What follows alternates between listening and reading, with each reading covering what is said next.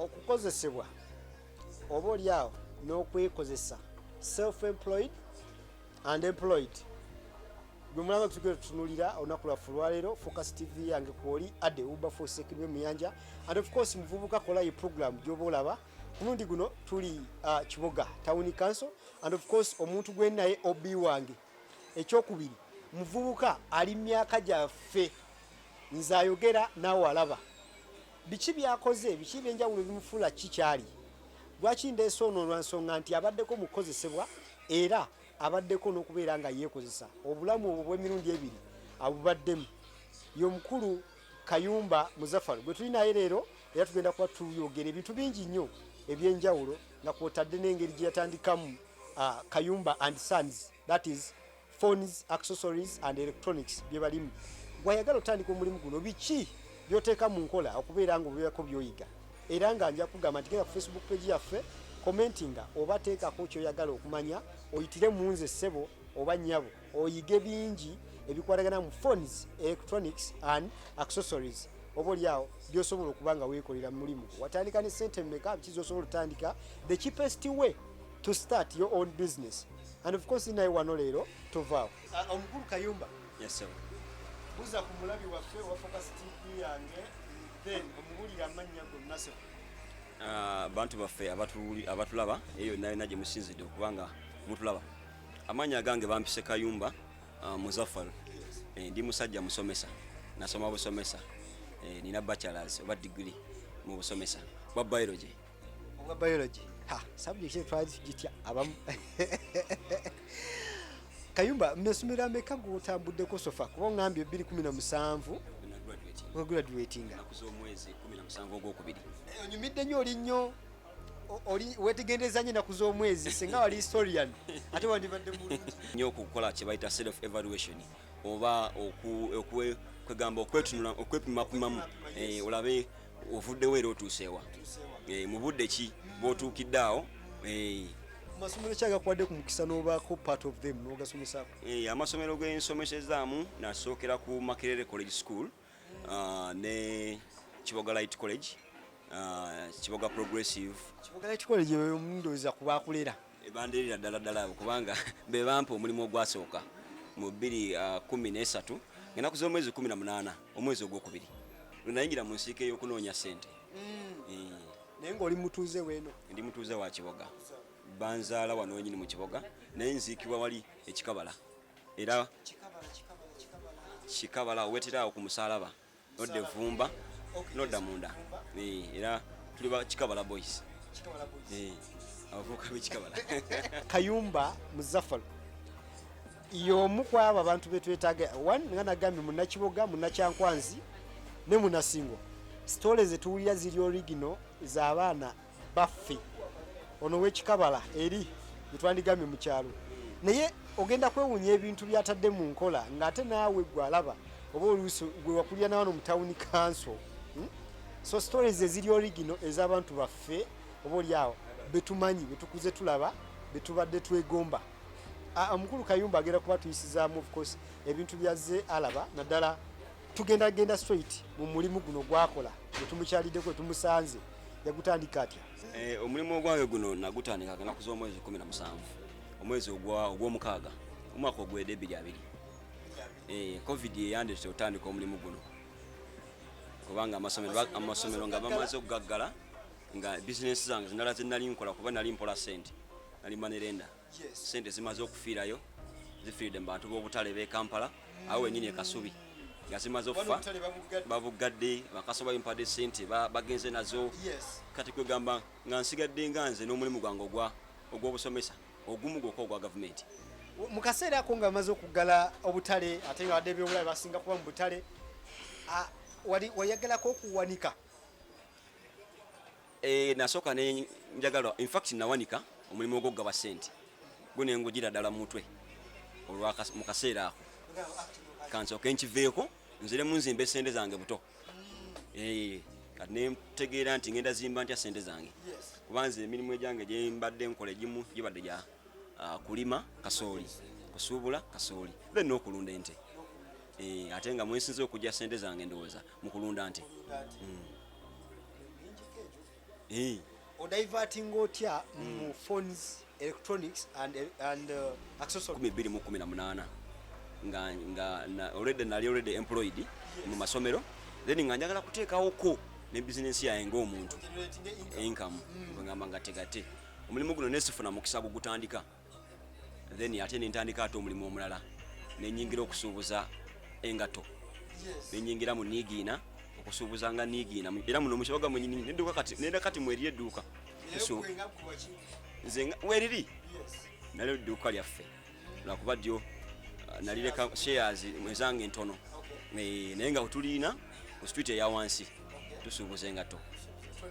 Obanda batebikwatagana na busomesa odiverting otya okujja mu bino era obitandika otya basically omuntu omuwe engeri kyenyangu izo tatuwayiyo ngeri lwansonga some people bayinako kale nga gwe bogambye wali musomesa awekanga nti wafunako oba kasente mabega njagala ogere noono ayagala kitandika nga talina kasente kawera naye nga asobola okutandika. Omulimu guno ogwa byamasimu n'ebyamasanyalaze ne mobile money, omulimu guno gye gimu ku mirimu buli muntu gyasobola okutandika. Ne wobeera n'akakadde kamu osobola okutandika. Otandika otya? Osobola okutandika na mobile money. Mobile money nekuwa nebakusasula, jukira mobile money bakuwako commission buli mwezi. So oba n'akakadde akamu omwezi osobola okufunayo emitwalo nga 3 kale. Ekyo wakikolera emyezi 6 ndoza akakadde kamu emitwalo 8 kitegedde gati awo osobola okutena okutandika ebyamasanyalaze nojanga commission yako nogulangayo obuntu obutonotono obw'amasanyalaze buno obuchaja obwebutewe butyobo then nga ojjanga ozimba ngodda muki mu masimu olumala okukakanya amasimu awo ngolanko gaziwa baita abantu kyebera bidde oba kyengenze nfuna mu bino byenkola nti kyandibadde kyabuvunanyizibwa omuntu n'osooka olusomanya omulimu kati botandika n'obuntu obutonotono obwo era by the way mu video zange ziri previous oba ziyise nawe nayogerera ku ngeri enyangu zoyinza okutandikamu emirimu, the easiest ways oba the cheapest ways engeri gyotandikamu omulimu ekikulu kugumanya. Bw'omala ogumanya then ebisigadde byanguwala nsonga omanyi gye basuubula, omanyi ebintu biryako sente meka, omanyi biki bye weetaaga. Naye ayagala otandika omulimu bwe guti nkujjukiza nti olina kwekwata focus group yange ffe tukulikomendingire abantu abatuufu nga ne Kayumba mwali asobola okuwa entandiko entuufu wawe jjojja ebintu ebiri original, ebintu ebigenda okufuniza customer akuguleko ekintu asobola ate okukomawo era akigule kuggwe ekirala oba alikomendinge n'omulala naye ng'oguze ebintu ebituufu. Nga bw'ogambye nti okutandikibwako biki ebindala by'oyinza okuteeka mu nkola okulaba nga otandika ng'ogenda maaso? Njagala ntulekwayo emabega katono nnyo, nze kye ngamba nti engeri ennyangu y'okutandika kwe kutandika. Engeri ennyangu y'okutandika kwe kutandika. Engeri ennyangu y'okutandika kwe kutandika. So sikuwogera bwogezi nja kutandika kaninde kaneekuŋŋaanye kitegeeza n'akatono capital tawera ngenda biteekawa bakasitoma be baani n'akatono koyina osobola okutandika. So nganze omulimu ogwange guno nga ngutandika nasooka na mobile money nesooka nengikwasaganya yegende si eyanzimba wabula nga yegende emmanyisa nti kale mu kifo kino muzeemu omuntu wa business bweti. Then awo wiiki eyokubiri kwe kuzaako amasimu ne accessories. Then awo wiiki eyokusatu kwe kuzaako ku byamasanyalaze ebitonotono. Kitegeeza nti watandika ne mobile money welcoming abantu kumanyiza kifo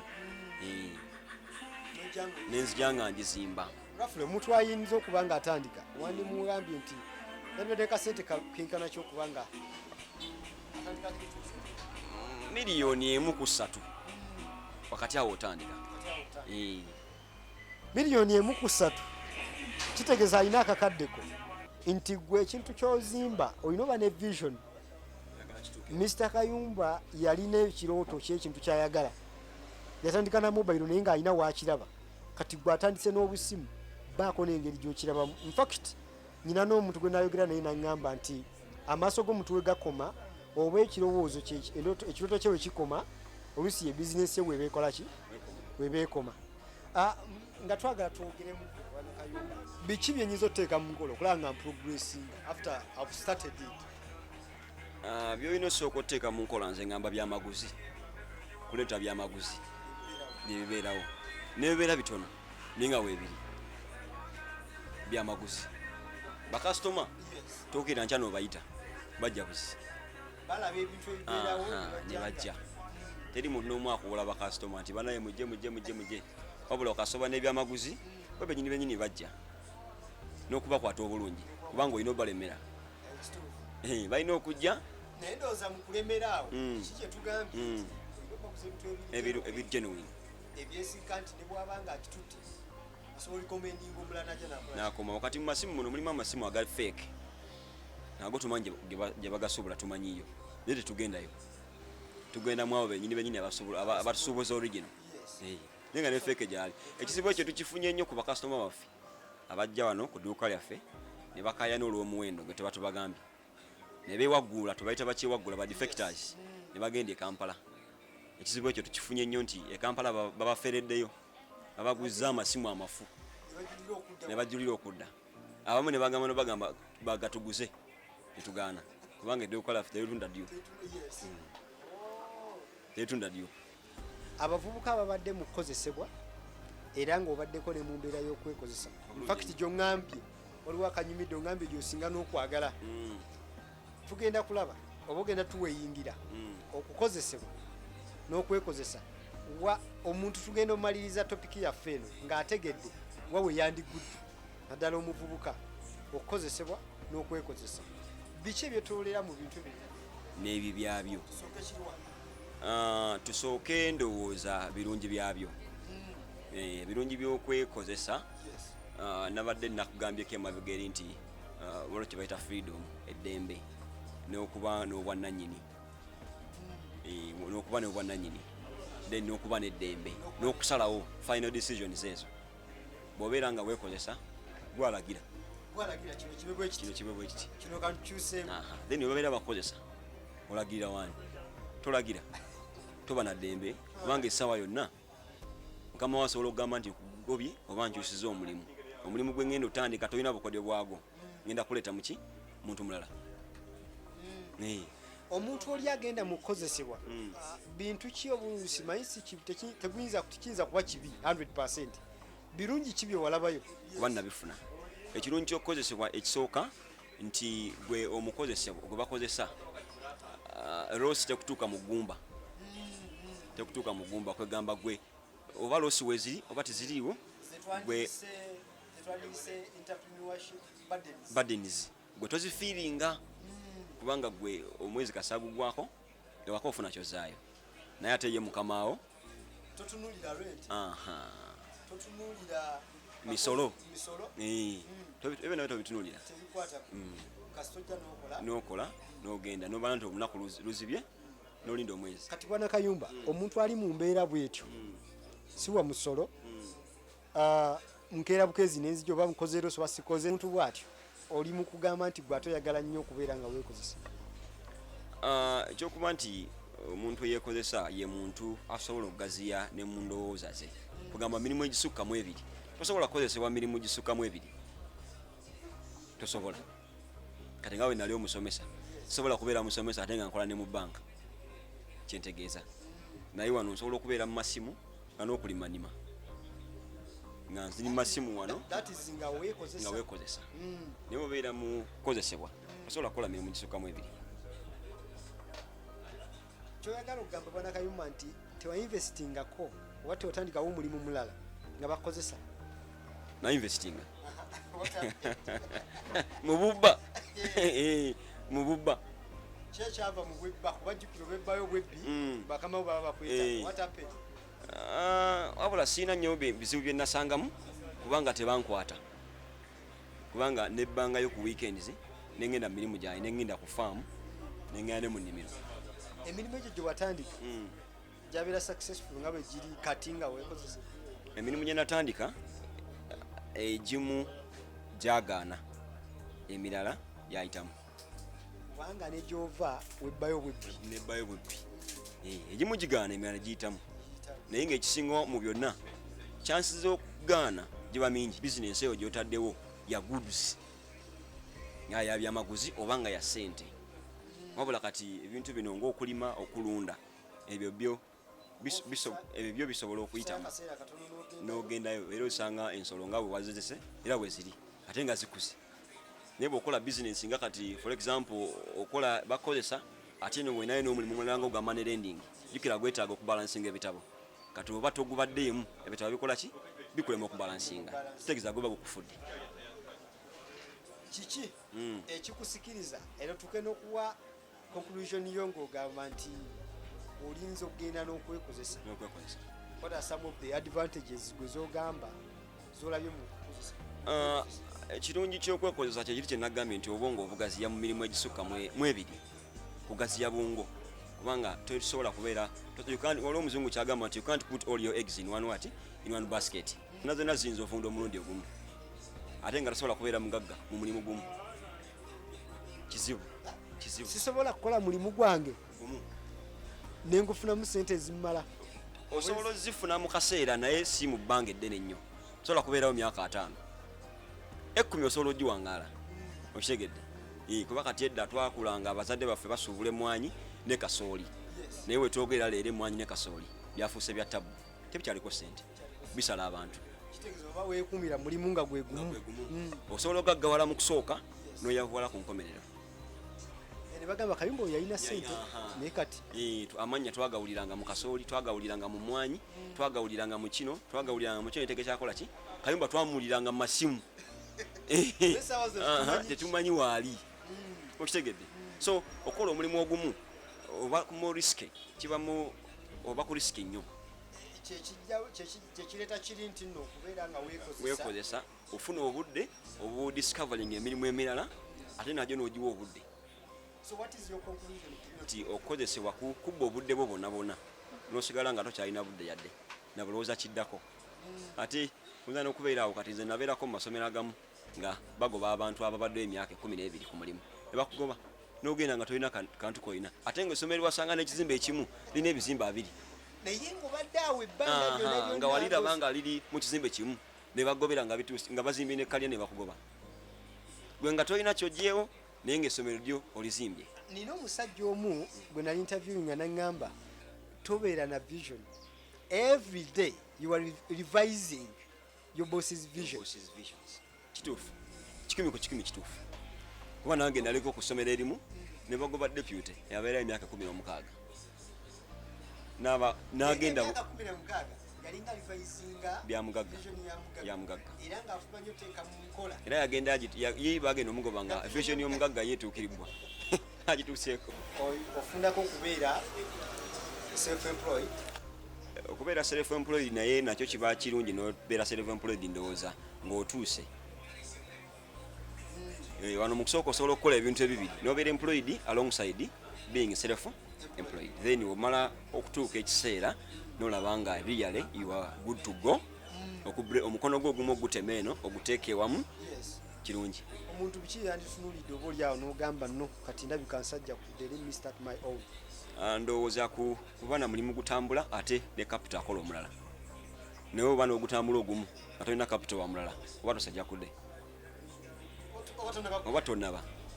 Kubanga oba okyalina omulimu gumu ate nga tolina capital wa mulimu ki ate nga nagamba esobola gaggawalira mulimu gumu.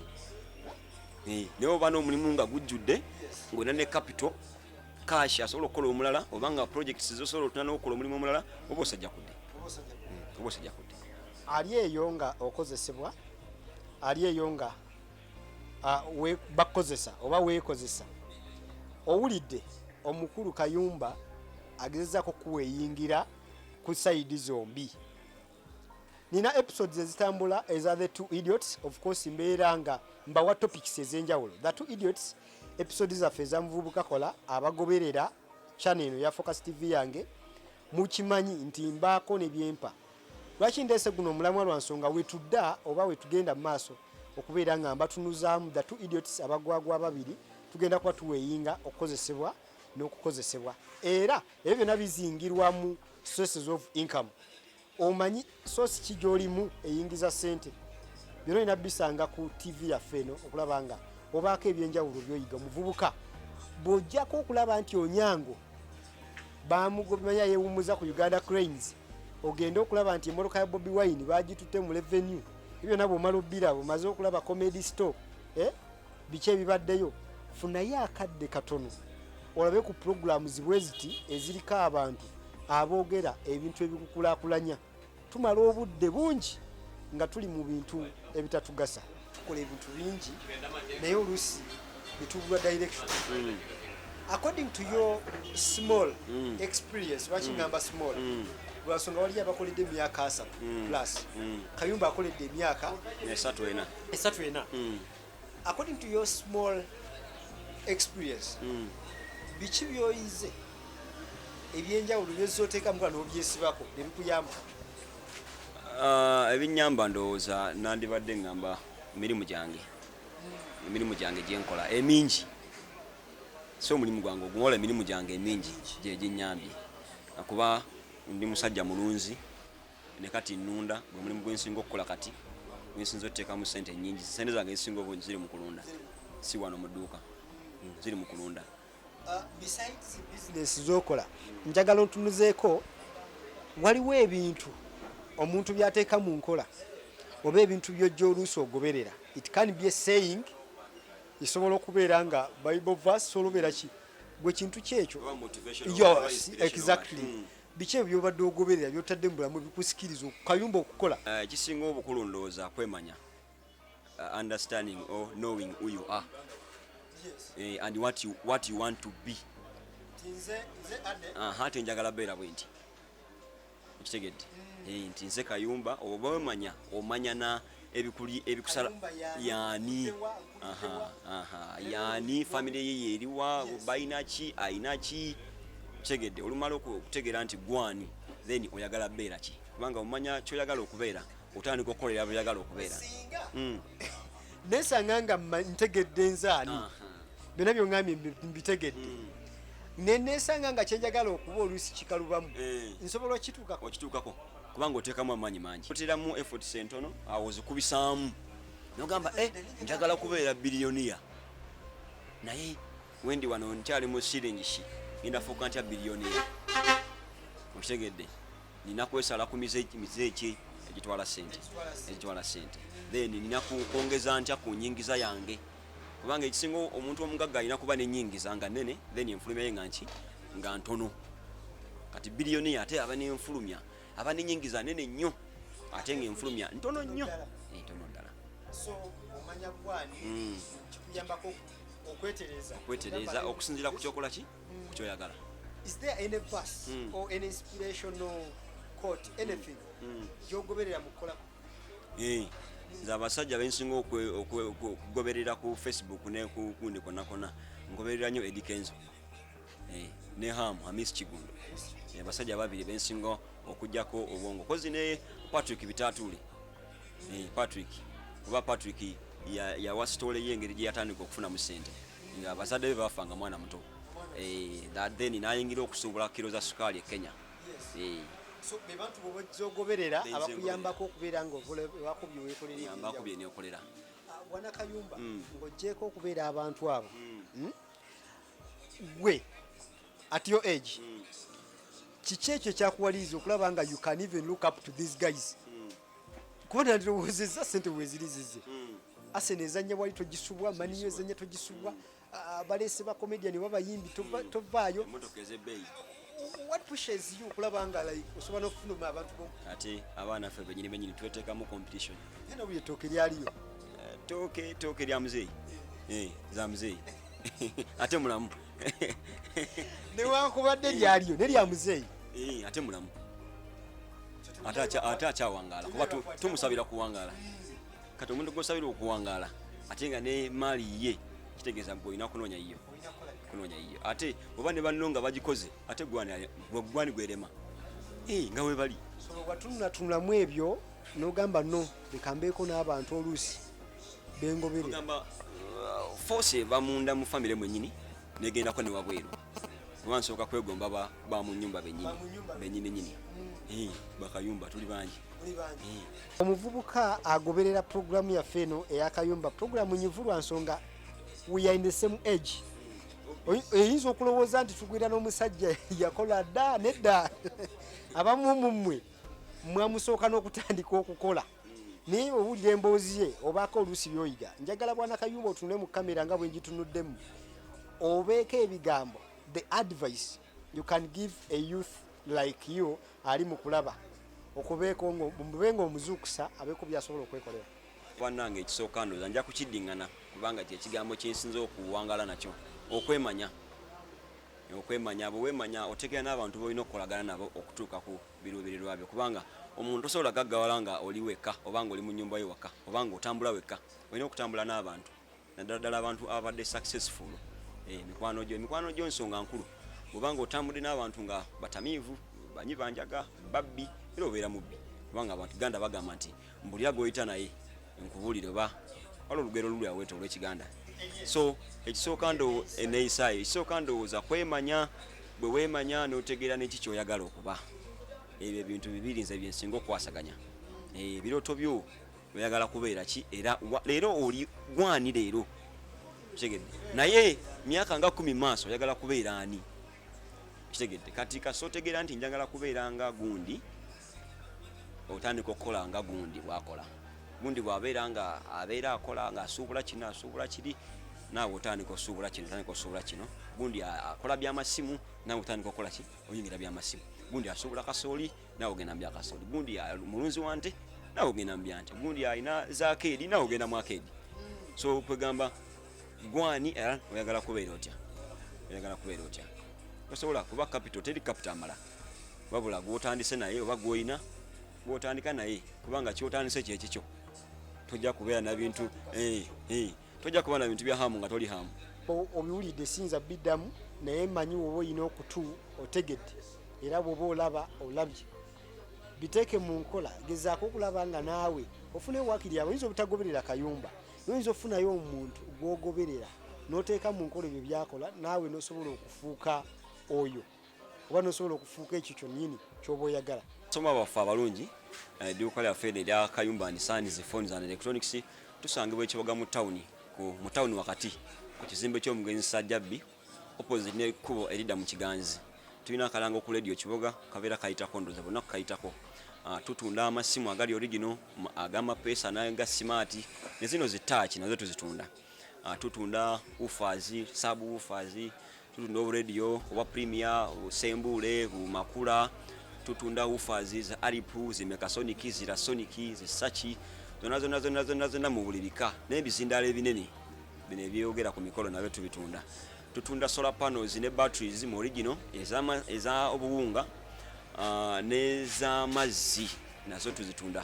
Then n'ebintu by'amasanyalaze meter boxes wire bulbs bena tubitunda. Facebook page yaffe era Kayumba and Sons Phones and Electronics Kiboga tugina ku Facebook ogana nogi searchinga otusangayo. Program muvubuka kola tukugamba ntandika katikati because now is the time. Omuvubuka wenna tandika katikati. The best way to start is to start. Ebigambo bino bijjo tubibagamba naye n'omukulu akyongedde kutolooza nti nabimugambi akyogedde okusinziira ku ekyo ky'amanyi. Era nkugamba nti wekumire ku mutimbagano ogwa Focus TV yange ku YouTube channel yo.